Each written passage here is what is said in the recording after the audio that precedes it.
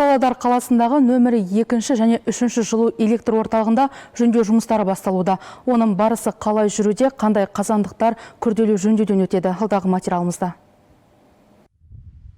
Биыл Павлодар қаласындағы 3 жылу электр орталығындағы 6 негізгі бірлікті жөндеу жоспарланған. Оның 3-і қазандық. Бірінші қазандық бойынша жұмыс аяқталып та қалған. Қазір 3 қазандықта жөндеу жұмыстары басталған. 5 қазандықтағы жұмыс жаз уақытына жоспарланған.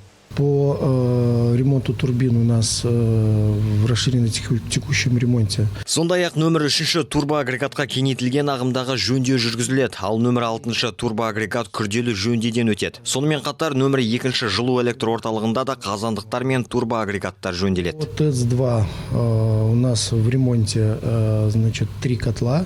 Екінші жылу электр орталығында 2 негізгі бірлікке күрделі жөндеу жасалады. Олар номері 5 қазандық пен номері 3 турбоагрегат. Қазандықтағы күрделі жөндеу 20 наурыз күні басталған. Сонымен қатар номері 2 және 4 қазандықтарда кеңейтілген ағымдағы жөндеуден өтеді.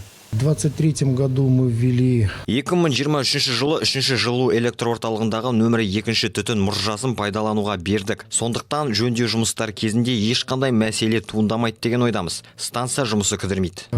станции, значит, с выводом первой дымовой трубы. 2 жылу электр орталығындағы жөндеу жұмыстарына 13 миллиард теңгеден астам қаржы бөлінген. Жанасыл Серікбол, Медет Кәрім, Ертіс ақпарат.